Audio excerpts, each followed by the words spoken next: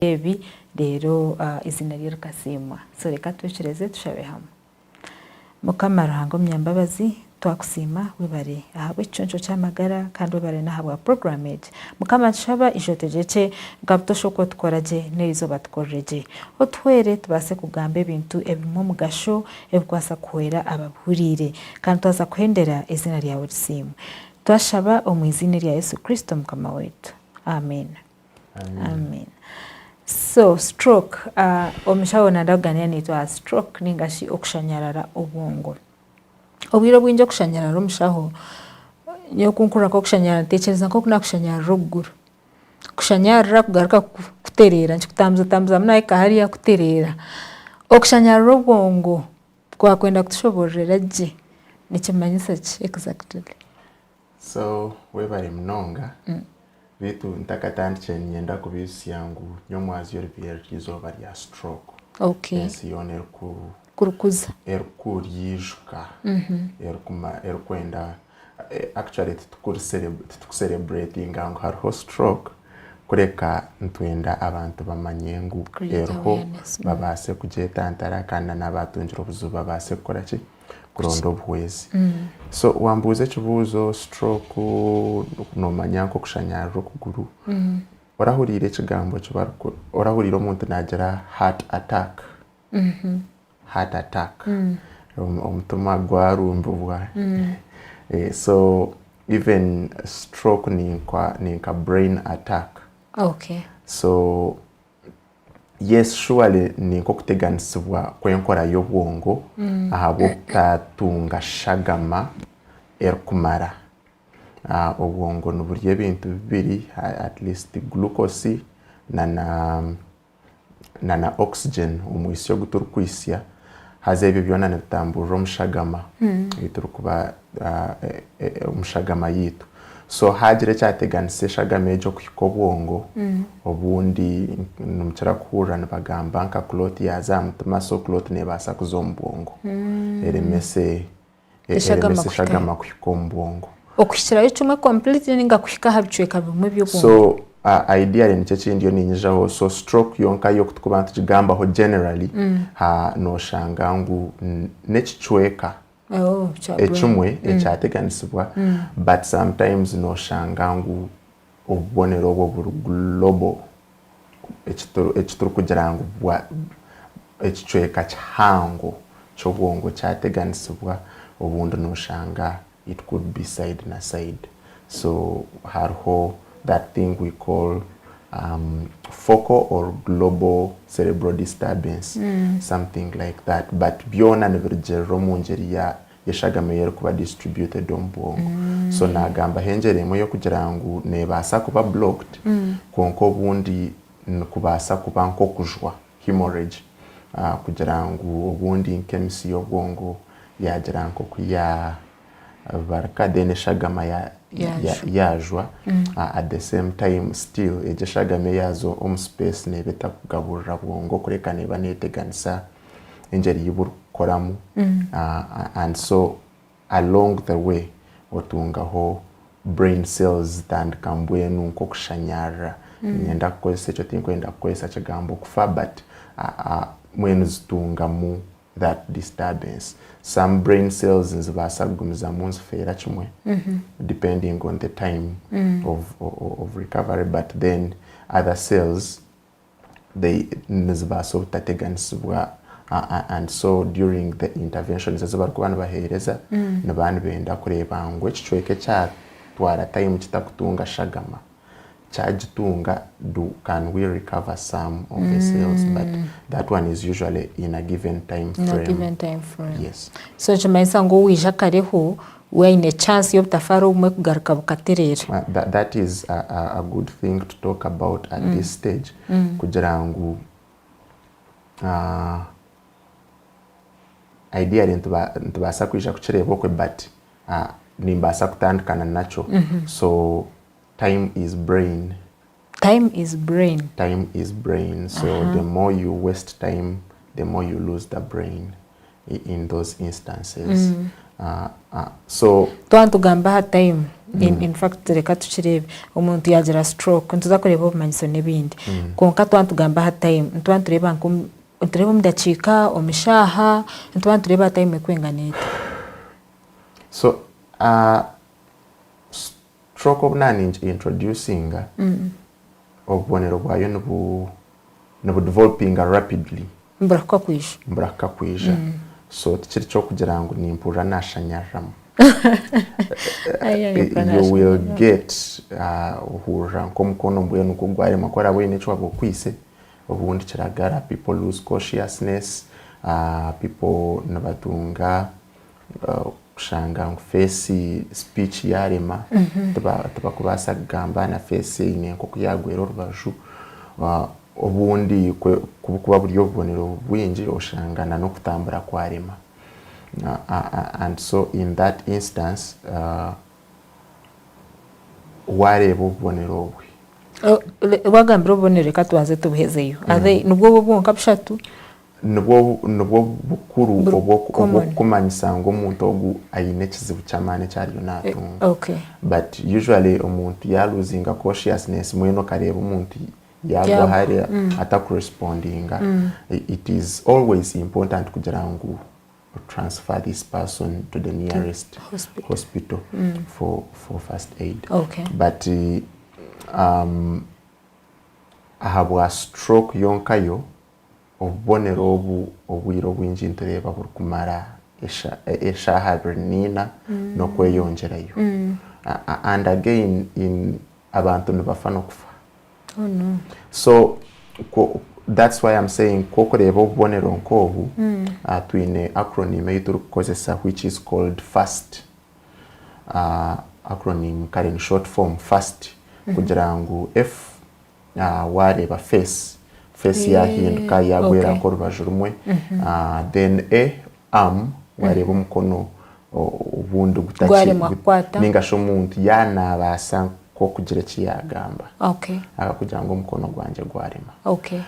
But usually we have face negwa omukono guremwa kukora and then speech either bura ninga ohura ebigambo bitakushohora je ko umuntu kwatwire nagamba.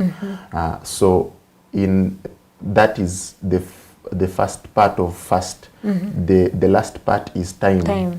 So warebe bintu ebyo respond very quickly time and iwe nko umuntu ari yaho tokwija kunanka tokwija kubasa kwero omuntu chamani tokwija kubasa kwero omuntu chamani. So the most important thing no kugira ngo omusyo mwirwaro and then omwirwaro nibakora evaluation very quickly, the lab tests is required, all the tests, and then the management in controlling blood pressure zaziriya higuru okudetermining kurugera severity y'obuzibu omuntu obuyatunga yaba nayetaga nko kuzanka oxygen nkebyo because there are people who go there, but also no ruling out whether it is a stroke or not because had having them we kubasa question zanka stroke. For example nk'abantu abokushanga shukari zabo nizahansi munonga nziza kushuma umuntu losing consciousness ideally noreba umuntu atakwekoramo. But it is that obundi nebasa kubanka emyonyo oshange yaza hansi munonga. Sometimes nebasa kuba even just like an infection oshange infection yamani severe ninga she sometimes oshange a shock, of which shock itself can cause a stroke. Oh wow. Hati omugebe bwatushobojera ndurigeza kureba umuntu uri omuka abundi ya witnessing umuntu akugira stroke. Hati naba ni mutaragarisia hirwaro nimba ni mutwara hirwaro kushaki ni mutwara erhihi ninga ni mutwara erhango riko basa condition yarum. What is the best advice? So obo yono twara umuntu tokuchimanya ngo ni stroke. Omuntu wanje nareba yagwa hari tagamba obundi maybe inebu wareba ninde omukono gutakora tagamba ninga naga byarigamba tubukuruga yoje nindeba na face nke ya hinduka. So the quickest nearest health center, nearest hospital is better. At least they might be able to determine one, this could be a stroke, maybe if it is something to do with pressures and what, they help control manage that. But sometimes no shanga being a quick access to like an ambulance to kumwonjera you. So nearest in times, is better. if you nearest could be better, but of course if you also umuntu tokuija kumuiha, of course I'm looking for a place kushangera hari, and then muyikanzia kumureta Mbarara, and then okaguruka some of the areas natungo buyambi bwahihi, but eventually you will find that they will refer them. That one is a decision now to be made by the health team. But at least I believe that a whole kumushchaza, they might be able to get quick attention that deserves a person. So it is upon us now to trust our health systems as a whole, because they know this kind of condition and how may be best to handle it. That is where I try to be nimbanyenda kugezaho kubanka realistic. Nintera kashani nkoko no chuborera nindebo umuntu cyane cyarimo ready of manyiso bwatwereza no manyiso bwaguma. Oshango bundi rware kuri hihi obundi haronko mnansi ningo bona we taru indeed nawe okayo shanga ngo mshawo taru ya agenda, you know, and then no indebo bwiro bwo hono ndo ni nchwanisa so ncho nanimburiza kujangu buri muntu wena nabasa kuchibasa ninga nanyechiri upon me caretaker kukora decision ya man just njona nijezo kwetegera because turi ahantu wega, and these are decisions as to kora ziri they are life saving. It's a matter of life and death. So agataho owataragaza nkabaranka jante tomshayimwe imana hikire ruharo ninga nkabanza ketorora health center nkamendeshe kama kumyano mu muhanda agataho omdachi. Okay, my question is nimba nyine allowance yo kwasa kumpsia hirwa rero hangu obunde nakwenda comfortable with as a caretaker obundo mshanki ibiri ningesha hemwe omuriro wanje na ine chance ninga, it's also a risk on its own. So the difference might come in terms of resources available. Katukuma munyankoro mshawo nanka ni entanso nebasa kwija aha byo kozesa ninga shenjeri irwa eryo kureba eribyine konka ni nyicere zangu abashaho nko kuturi turi trained kugira ngo aba bari trained for of course so usually ntubasa kureba ikintu tukimanye and then tuteke hwenjere ndijo y'obuhweza. Okay, nakwetegereza hate kindi kibuzo kinanyenda kwetegereza ibintu ki kugerera at least abantu aba murebire ebikushira kuteka abantu harutezo rwo kugira stroke. Okay, ebikushira kuteka abantu harutezo rwo kugira stroke. So hariho ebintu nkabe ni mbichwansamu ebirikweharwa na nebugumire kweharwa ninga shebita kweharwa. So kokureba emyaka nebasa kutuma omuntu harutezo kurugira abo kuba hariho changes ziri kubaho mu myaka omumisi nabiha. So kandi echo nekintu kyota kubasa kwirkanga konka nekintu cyo kubasa kukora kugira ngo hakiro rutezo rw'emyaka n'uricendera. Okay. So hariho genetics ni nketa karande kugira ngo kiri nko mushagama endware zimwe zakubire nizikutarutezo rwo kutunga stroke oshange ziri hina yazirwireho maybe nk'endwara z'emisi ningashizo mutima kiri nko mukarande oshange ngo sometimes niwe obwire nibasa kwika aha kugira ngo inezo genes oshange watunga ezo conditions ningasho obmushango already conditional gene so ko kureba ibintu nk'ebyo nobasa butabyehara but hariho ibintu ebindi nko butakora exercise physical inactivity bwete obesity ni nka size erengero omubiri gwawe hariho okushanga ine fats nyingi omu mubiri then ey'amaani turi kumanya high blood pressure ninga omuntu arwire pressure then abantu abarwire shukaari so those ones biriho warwire pressure of course ine pressure but engeri y'okuhandoringamu pressure nedetermininga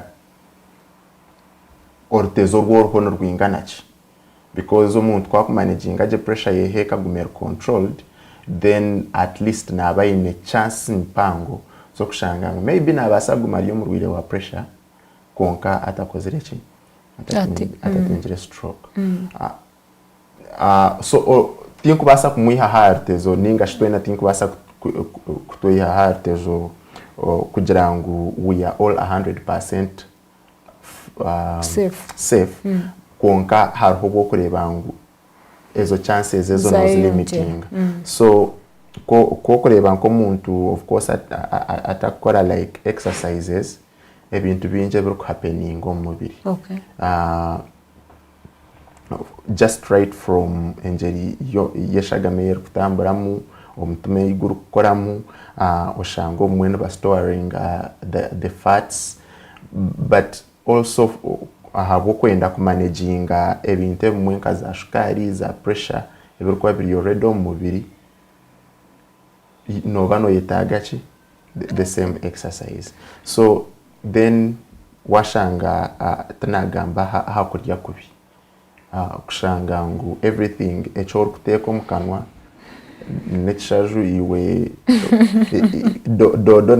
dona no butra ninga any kind of vegetables ezo nezabanaku wawe chikaterera so tokakwataho my friend noza kwikata imno yetaga ezo dodo and then the fruits so nchibachiri better kugira ngo again kutukuza omu okuteka nka kwenda ku preventing ninga kutangire ekintu nkeki no kureba ngo at least no ryaje at least no gitaho imboga zite zo kwiragura to kuteka myonyo mingi ninga shina na nebishaju bingi of course no balancing hariho bwo kwija kushanga to karya kimwe nka mere yebishaju konka kikaba cyabirizoba nawe then ushange no kora exercise regularly nakani obwa hati World Health Organization ne recommending kugira ngo umuntu akoreho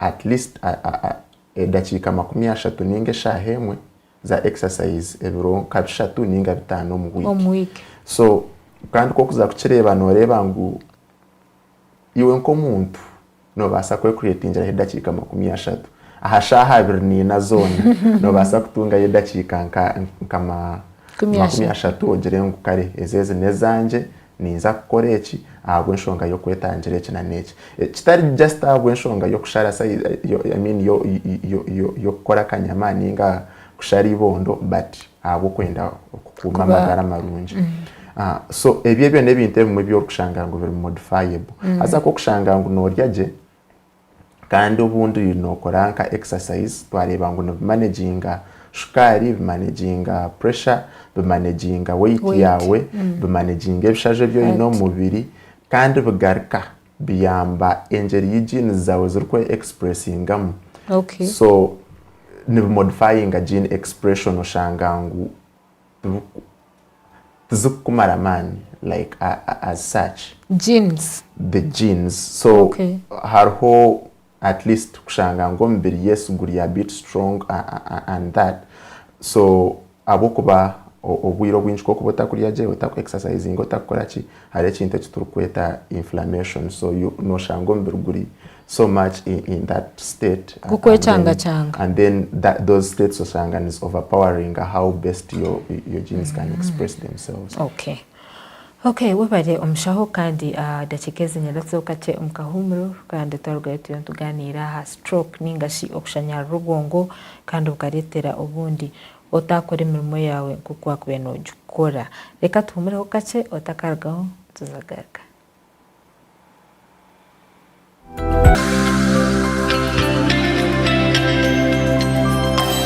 Revival TV amagarum wijwire.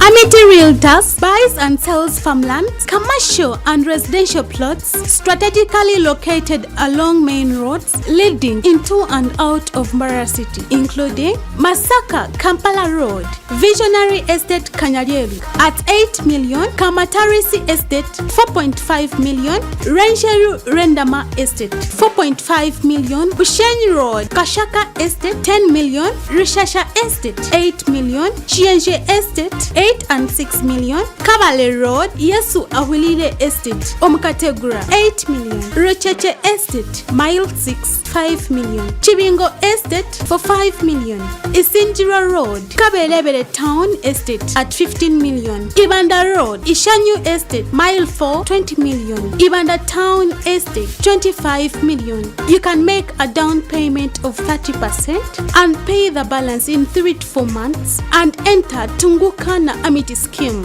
For more information, please call.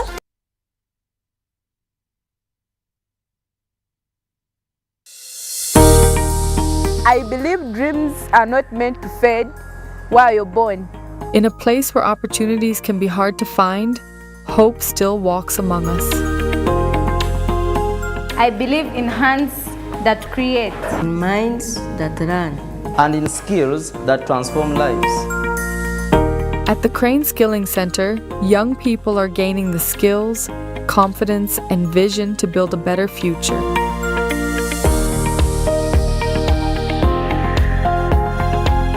Through our 2-year hospitality and life skills program, we're turning potential into purpose.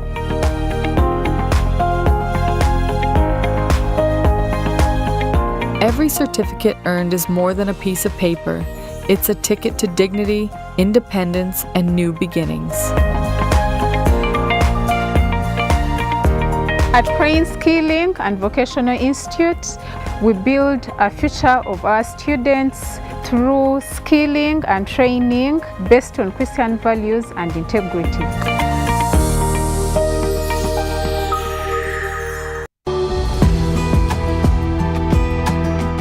Kwanjura bakugom byo kubazira aba Dennis DO Expert Tailors abakugom kubazira suti ezaburu muringo ezabashija nangwa neza bojo uyu mukoro ningano zinduka jaba kupangisa suti ziri hamutindo eza checked ninga plain akabei karunji mununga kandi niye waba noenda kugura nibakora hoje mununga akabei karunji bine introduction suits African wear suits enkoba emparezo murembe eza gento na jean bino busatu burunji nabwa t-shirt burunjo gwo kujwara okasha kuwaruga Amerika bine neckties nebindi birunji munonga mboni bashanje mu rurembo rwa Mbarara ahal High Street warga kizimbe cha Grand West Arcade ekikubo cyo kubanza ecyambarira bookshop room number ya 5 waza kwikaze bra crossing hihi na Besania Sako okumenye bikukiraho the director Expert Tailors Dennis Orisabo wishemwe hanoti mushanju 5 mukaga ashatunemwe 98 50 na renoti mushanju 83 93 anana mukaga ashatunina moto yabo I can do all things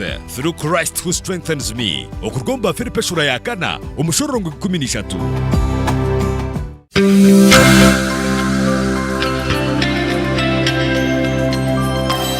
Revival TV amagarum wijwire.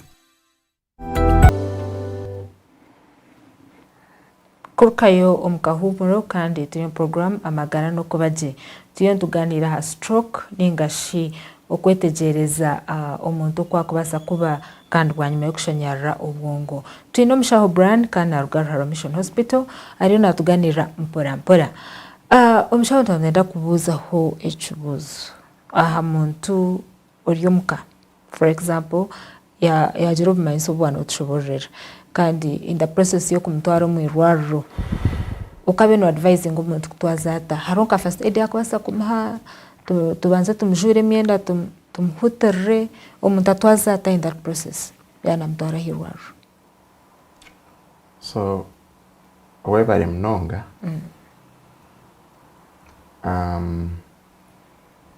na kuherezaho obumanyiso bushatu bwokora kucaraho kureberaho sometimes no baso butabureba. No basa kuba taken up by omuntu kata kwekoramu habaho ki. Ideally obuzubu ryo no bahabwongo, so na wamuhutera nchibaso butayamba mnonga oyihireho ekyo kubasa kukora kwatogo omuntu making sure ngu emikono ye na mnongo gwo mukono ogutine mani guri in a safe place. Ayiguta kubasa kugira ngo obundi mwaye bwagwaye kubera nko kwenyuma akandi we takwekoramu takweyamba kandi guru wiki, so kugira ngo in the process of transferring this person omukono gwe guri in a position safe kandi tugukuza kutunga buzubu. Echa kabiri making sure ngo at least this person may be a bit upright, ninga shi kuise are upright kugira ngo twareba nankani speech nerema na jinchi manisana no rimi okumera byona biringe byateganisibwa and so nabasa kugira kwarabe yabayine kiriyo mukanwa kibasa kumwakana, so maybe sometimes no basa kwenda kucheckinga ine cyane mukanwa at that very moment mutaka mutwire abo kuba in omuryejo instant mwamkwata mwamgaramisa kibasa kugendera kimwe munda either chazo owenda ninga chazo we that one you don't know, so maybe you can mbasa kureba ibintu nkebyo konka nko kunabagambira ndukutandika omuntu ogumurahusye ahirwaro. Okay, hato omuntu ogweka kwija irwaro what should be expected? Omuntu namureta irwaro bunda ino bimanyiso ko nayaza treatment emerire harimo kushemezubwa harimo ebintu bitakane ndwara nkeji ubongo ko bwatanche kushanyarira nko kwatugambira ngo butafara umuntu basa kutorra yobufe obundi no basa kugaruka chances zita umuntu nasa kucerera cyo stroke depending on the time ya mureta ninga it's usually hard kucera stroke. Okay, so umuntu ko kumwisya ahirwaro at least again the medical team neba neza koro check ihembe kureba ngu ya evaluating yakora even the tests ezirkwetagisa and then ya responding abuzuvu ogumuntu abinje nubachara no kubatuma ebishani byomutwe, so in that time but again nokushanga ngu part of the management ne involving kugira ngo ba controlling the pressures so kugira ngo and then bakore decisions kurigera umuntu HR kwetaga hariho bwo kushanga ngo cautiousness yo muntu ningo kwetegereza ko muntu kushumire kimwe and then in some instances oshange ngu hariho decisions ezirkwetaga kukorwa obundi nko gukora ki nko ku ezirkwetaga kukorwa nko ku muhereza either emibazi yo ku breaking the clot yo mu mutwe ninga shi obundi kumuteka ga oxygen ninga shi obundi ishukana kugira ngo hariho nakani okushanga umuntu najwera ombongo to drain out that blood. But again, nyowenkanye ni manyangu. So right now think we are explaining nkamara y'omurimo gwa medical team, but part of those things nivyo bimwe ebyeri kwija kuba nekora. And then stabilizing omuntu kamanyangu naisyaje umutima nguteraje pressures zirije omwisyo kwa gwisia guhikaje omushagama ebintu nkebyo kugira ngo biryoke supporting a life. Ataha muntu aine mubiro wa stroke we nana expecting acho muntu ogunabasa kugaruka eruguru agaruka kora ibyo abe nakora nebasa kukira nahisha habaho cyo bwiro bwinji. So ninyenda tujigambeho firstly nkendware serious kuba noreba about 15 million people never kwata, but of those about 5 million they can die abandi batunga obuzubu obuli bit permanent, which means habo another 5 million eyintagamba erukubasa ku recovering at a certain extent. So but the condition itself kurujero muntu kurujera circumstances ezabaho ebyo byone byarabamu kuza kwika medical team nachi stroke yatunga nebasa kuba mild etaba mpango mnonga konka nebasa kuba also severe kugira ngo neyamani ecweka chango cyateganisibwa nabasa kutunga some complications, some big impairments nkomuntu. So echo chona nchidetermining evaluations inkomwe and then nanenjeri yomuntu ya corresponding to the treatment. But abantu most of the people, I mean not most but some people never recovering with proper treatment, I mean with treatment and support.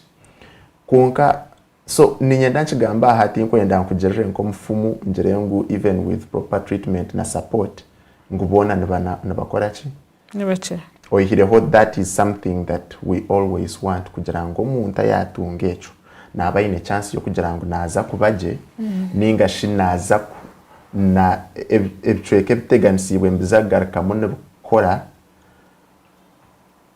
to a certain extent mbibaso butakora kimwe nkenyuma konka nabasa still kukozesa to a certain extent and so that's why our response very important.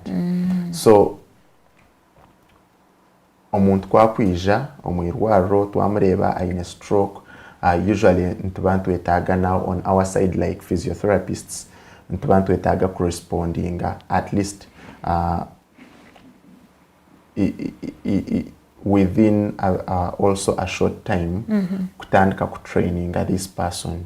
Obaru kubantu bareba ngu are very very sick ninga rukubi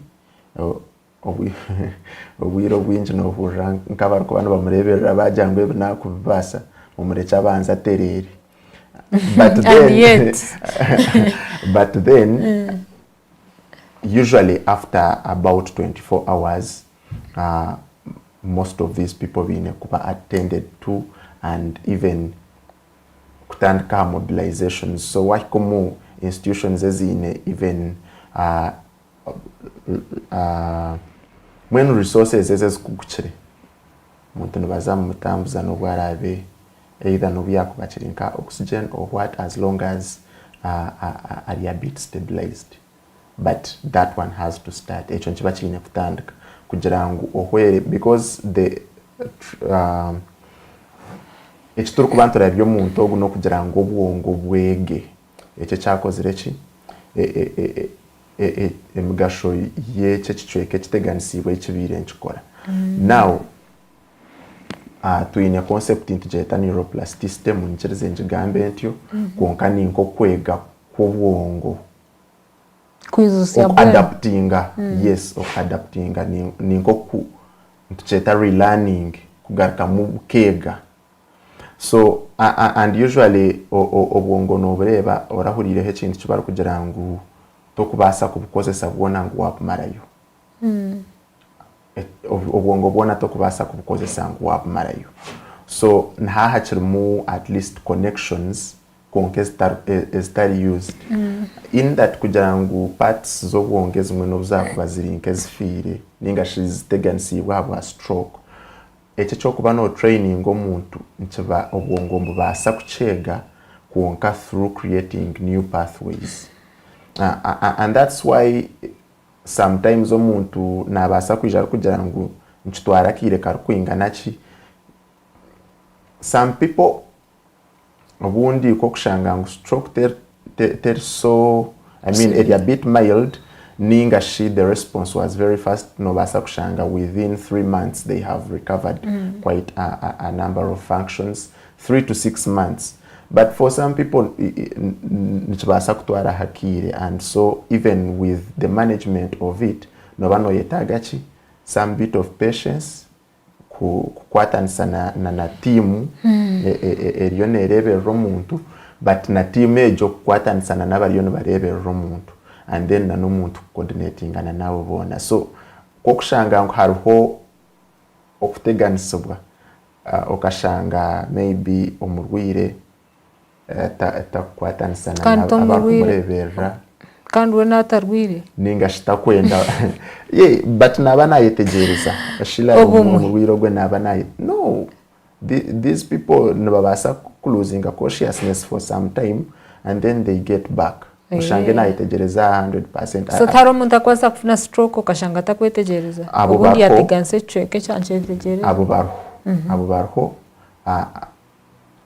so nko kundu kugambira depending on ahachweka chobwonge cyateganisibwa hina bo kwija kushanga ngo okwetegereza cyateganisibwa those hina bo kwija kushanga ngo nibetegereza kwonka okugambira kibayetegereza cyo kubateganisa and that's why management is important but also can be difficult numwetaga kumanya ahabwencho umuntu oguna behaving in this way.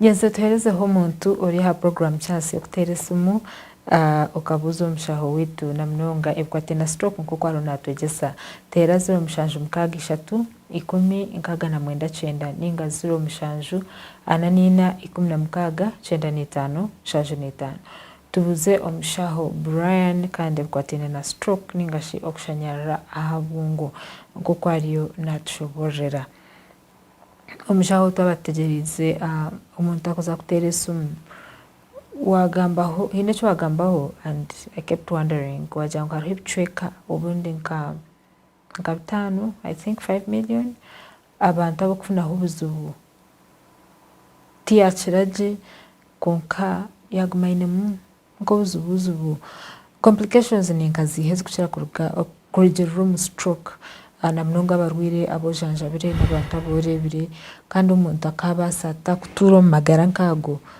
still konkaka gumaine improved quality of life.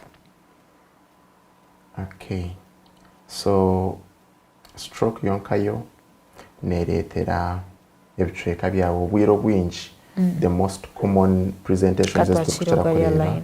Hello isabona kwachira wasibota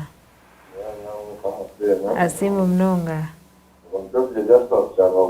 na kwachira justice Larubu koro kaura wasanya na kenda runinga ibigeri. Azo chumana ukatanya katwele mwanukuru batawu wama na kenda kikantano.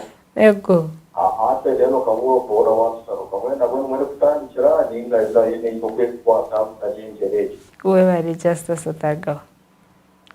Kare. Hello. Hello. Justice yabuze kibuzecho kandi wishe mweni we kwesa chance eji oterese umuntu zakwakira abantu nkababiro bashata ukwatene dakikanje mnonga ukwasa kuza omushaho ekibuze. Hello. Hello. Yes nakwakira wasibota. Ekibuze cyane kuna kudogo mimi amkulini moja ambulance Nkajitunga. Ambulance okajitungota. Nwakwetoha? Bakonda Mary Kararo. Bakonda Mary Kararo Kizoba. Abakizoba abo bandamukize. Yes, hello. Hello.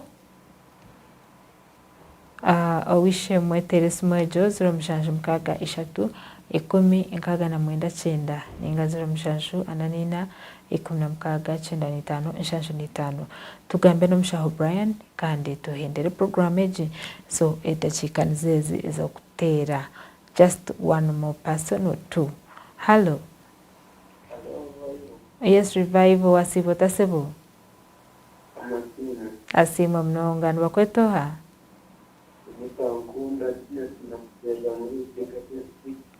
Ankunda twakwakira sebo yongera kashayiraka otubuze kibuze echo ego wanji arokushango mutalishesha ebaze nkai ashobya abanza yatinda kwijya ebaza ashakandi na kashari yayo hata unaona nenda kinango naona naye kana ready bare kutogitaho utaga mushona za kugaruka azabamba gunigisha banje ko kubanga gutera ayo amina twakwakira nkunda kandi umushona za kugaruka mutarugaho kare. Yes, reka twakire umwe wenka edakika zahoyo just one person. Hello, sebo asibota. Asibaja. Twakwakira mbakwetoha. Musinguzi. Ekibuzo cyawe. Ego. Wamera nk'ekintu ahamaraka hakushasha. Ninga nkemere. Bwebale musinguzi. Obusinge buzima otargaho. Reka tukoma hari yabo omushagarice mu ibi tuhendere program. Brian. Okay, webale mnonga. So hina yabuze kibuzo just asi okushanyara nkengaro okashanyara nkebijere ukahurira ubundi waremwa no kutambura naco nikimwenka hari echo just as nanye ninza kumbuza amagara gawe harokora gace bize okamanyangwe bimwe twagambaho ebero kuteko mu ntarte zo ubundi nkashukari pressure obyine ninga tobyine ico neco kubanza abo kuba nko kundi yo ninkugambira nko kundi yo nimbagambira nankani ebintu emwe endware zimwe zibaso gutija kuba woninga ngo turiyo nitwija noza kureba nekwikaho ejeji kora aboshanyarire mu kuguru kumara nkebro still irokoreba omushaho ayongere kwecumitiriza nikitinda kugira ngo nicecho abo kwa nebintu binje buri kubasa kureta okushanyarira ko kuguru ninga kwengaro so atkunda kugira ngo nicecho nka kuragurira ha TV kandi okashanga kitaricho nyoni mbanye omushango gw'amani so just as nangwa cyabasikana oije nyowe nkanye nimbasa kureba na munonga wanoshanyarire ngaro na namaguru hariho ebicweka ebindi ebirikuba mbiteganisa konke cyamane kinakubasa kuhabura no kugira ngo manyamagara gawe okugemerire ahabo kuba obundi wabonenka pressure ninga wabonenka pressure nebaso butija kukora buramba jeta silent killer noza kujimanya watirwe nka stroke so banzo manya magara gawe ambulance netungweta nekibuzo kirungi kandi ahabo kuguma twetegere ntwetantara konka twine guma twetegere ntuombeke nsho stekaho gate tugaruka tutekaho no mukumi so hina marwara gine za ambulances ninjira nekintu kikuru kugira ngo noboine emergency call ya these areas kugira ngo bundu watunge cyayitagisa ambulance then you make that emergency call koko turi kuchira kurira abantu nibatera 911 muje mutuyambe then niwe boine honkejo at least in short umuntu azahirwa rire emergency heye number at least wahirwa kagishika nekintu kirungi cyo gukora ukabiya we number at least imbe nimanya ekintu umuntu wanje yatunga obuzibu omukiroti ndaye tinyine umuntu wahiwe kweta naterera aba ambulance nibijana bamwakira something like that and then Dennis ankunda niza kumurifaringa aronde urologist omushaho akugukire ombye nanka ombyo kushesha I mean ombye nkari ombyo bicweka umuhanda gwenkari oruhago ebintu nkebyo akoreki ayongere ko ekimetero zacu akizubuke na musinguzi nawe niza kumurifaringa areba omushaho wa ear nose and throat nabakira kubeta ba ENT and then nawe abase gukomeza mukora ki kumukwera tinkwija kugurukanka kugira ngo iwe ineki reka bakuchebere then bagambire cyenyine kishikire bakwerezana n'ubwezo bushikire okay webara mushaho wetu Brian niza kushabe namba yesu nabaza kubundi hariyo kwe omuntu waguma indikibuzo ningo bunda kafuna chance kutera kandi abase kuterera muganiro kurenga hari ebi intendere program so webare mnonga enamba yesu mniza jigaba konka ubundi kora butajurireje na tandikandi kubanjura ngu turyo mu kitongore cya awazi konka umuyirwaro area Ruharo Mission Hospital so ija direct umuyirwaro area Ruharo Mission Hospital and then haho nobanoza kutunga ningasha kutunga obwezo bundi oburyo umuyirwaro rero enamba zanje zesimu ezeshahati ziriho utakagitero kahu ukashanga etarho ukahurira kubi so 0 mushanju 81 mushanju ni 5 nkaga ni 3 ashatu na mushanju 0 mushanju 81 mushanju ni 5 nkaga ni 3 ashatu na mushanju na 0 mushanju 05 chanana na munana 11 abiri na mukaga 0 mushanju 05 chanana na munana 11 abiri na mukaga yes twine ho physiotherapy department kandi enshonga nkeze za stroke ntubantu zhwera nangwana nabintu obuzibo bundi abarukushashe mugongo amaju ningasha batungire honko butabatafutamburaje byona ntubantu bahwera bas webare Brian kandi na nokutwegesa je stroke kandi ekindi yabashoborera waboine kuko kushasha utariko yetegereza waika Ruharo Mission Hospital abashaho bariho kandi okwera mwebare ugomanito program itweji byamagara kandi na nabateresumu mwebare munonga mwenu tuza kushaba eshane zezi mutwikirize tubasibure tubendeze weekend nonje mnonga kandi na MCR hanga nyinje mnonga na mnonga weekend omu kandi tujja kwanturebana next week orokubanza shahani 3 z'ekiro program ya brizoba orokubanza kusirwa 5 sha 3 z'ekiro kandi repeat nebero rwa 2 kusirwa 5 shaina izakasheshe program nonji yebyamagara kandi eyinyina masikongu oshime gambira hondijo wena na wakajimanya kandi etashimegaka kufera unless otherwise konka byona byababirije buzima program eji gumoje giteho tantu baseganira kandi nangwa nekindi no kubisekera gito ekigito kirra hihi ebiro 8 okwikumina kumoku